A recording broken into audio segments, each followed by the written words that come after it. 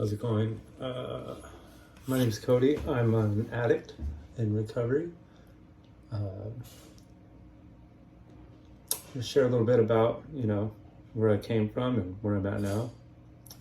Hopefully this will help somebody out with what they're going through. I started using drugs really young. I think I was about 9 years old the first time I used heroin. I used to smoke pot before that, and started smoking heroin pretty young. Once I started doing that, a lot of the people that were older around me were stealing to support their habits, and I thought that was a great idea, so I started doing that.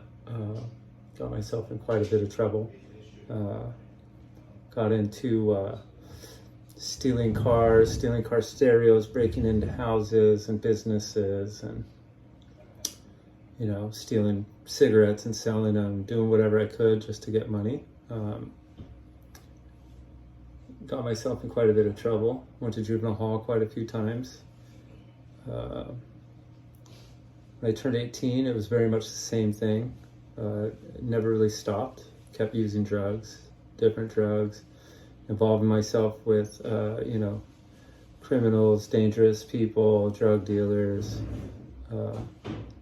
basically anyone who wasn't out to do anything good for me was the type of people that I involved myself with, or surrounded myself with. Throughout my 20s, I pretty much spent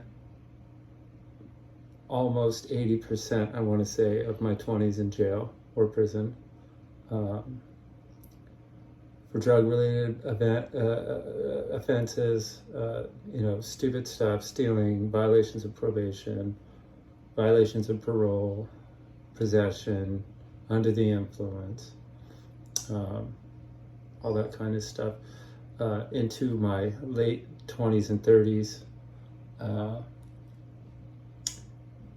Ending up in prison for the same kind of stuff over and over again. I recently moved jobs now, where I'm at today. I'm working in a drug treatment center in San Jose. 6 years ago, I got out of prison. No, that's a lie. 8 years ago, I got out of prison. Decided to take it serious and try and get clean and stay clean, which wasn't easy. Started going to school, started going to 12-step recovery meetings, working with a sponsor. I met somebody who told me that I have a lot to share, right? Told me that I have a lot to offer people in my same position that are struggling. And they told me that I could become a drug and alcohol counselor, and I just didn't believe them in the beginning. And once I started going to school, I kind of saw what my experience could do to benefit someone else. So long story short, I started working at Janus of Santa Cruz. It's a drug and alcohol treatment center, as a treatment tech.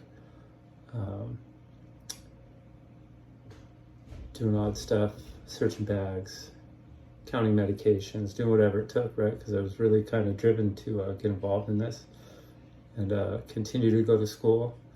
I finally got my grades for my first round of finals, and I got straight A's. It's the first time in my entire life I've even finished a class, and I got straight A's on top of that. My supervisor saw potential and gave me a chance at being a drug and alcohol counselor there. I continued to go to school and learn my way through being a drug and alcohol counselor at Janus Santa Cruz. I was a residential counselor for about 7-8 months before one of the new management personnel decided that it would be a good idea to give me the opportunity to become the detox counselor at Janus Santa Cruz and take charge of the entire detox unit, which I did, and I'd like to think that I did well, but we all have room for improvement, right? And so at this point in my story, I think I had worked with over 200 clients, trying to get them through their detox phase of their treatment and recovery. I did that for about 2.5, 3 years, and then decided it would be best to move on to something else, and I became a drug and alcohol counselor at the Janus methadone program, the medication assisted treatment program, and I did that for 1 year, working with anywhere from 25 to 40 clients at any given time, which was an experience, and it was definitely amazing to see some of those people come through it. Through all that, I was completing school. Now that I'm done with school, I'm just trying to button up some other stuff so I can become a certified drug and alcohol counselor. Throughout all this stuff, I really can look at myself and see a lot of the stuff that I was doing, even while I was trying to stay clean or stay out of trouble, was, I could see the difficulties. I could see what was wrong with my approach to what I was doing. You know, I never learned how to live a clean life. I never learned how to not get in trouble. That was just something that, you know, was ingrained in me. You know, my dad was a trucker, you know, did a lot of drugs, drank every day. My mom was a secretary at Stanford. All my uncles were bikers, and family, you know, very involved in drugs and drug dealing and doing crimes and stuff throughout the 80s and 90s, and that's just kind of how I was raised, and my environment was filled with that, and so I just kind of tried to rise to the occasion and be there within that so I could be okay, right? Because that's what we do. We're pack animals, right? I was trying to be a part of the pack, but I want to be a successful part of the pack, not just, you know, trailing along, trying to, you know, fit in a little bit. Here I am now. I'm working in San Jose at a treatment center. Love where I work, love who I work with, love the clients we work with. I'm super grateful for my life today. I'm married. I have 2 kids. We live in a great house. I have a nice little car. I'm in a little car club. Got my little things that I do to keep myself sane, and that's all we can hope for, right? I mean, I don't need all the extra stuff and the bling and or whatever the case may be. I just need to be happy with who I am, and I finally realized that.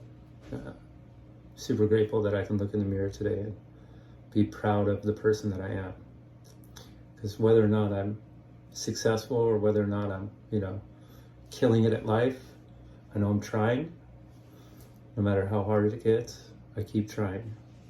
And I'm still here, and I'm still doing the same thing. So January 21st, I celebrated 5 years clean and sober. And I just keep taking it one day at a time. You know, I have amazing people in my life. I get to work with people like Danny, Steve, King, all kinds of cool people, man, that are just amazing and have the same drive that I do, only they've been doing it for a little bit longer. So I have that opportunity to work with them and learn from them and stuff. So think twice before you make those choices, you know, because jail sucks, man. Jail sucks. Overdosing on heroin and dying sucks. And waking up in jail, that sucks. It's not fun. I've overdosed, I think, all of 60 times. Only once of which where I was dead. And I woke up in jail. I was looking at 8 years in prison. And I had no idea what even happened. That's not the life, man. You know, that's all it's going to take you to. No matter if you think you got it, think you're good at this. Every person who does an opiate thinks that they got, oh no, I know what I'm doing. Every single one of them. I know that from my life of using, and I know that from my life of working with people in recovery and people seeking recovery. Every single one of us thinks that we got it. Oh no, I know what I'm doing. It's like the famous last words of the opiate user. That was enough for me. That overdose was enough for me. It terrified me. That was 6.5 years ago today. Nothing's worth that, man. I got kids, I got people that care about me, and I mean, that's just my experience, and I hope that you can get something out of that. If you're having troubles, talk to somebody. You know what I mean? There's more to life out there than that life of surviving to use more, right? Or surviving to do the next wrong thing. And doing the right thing, you know, helping people and helping myself feels way better. So stay blessed, everyone make good choices, and have a wonderful day.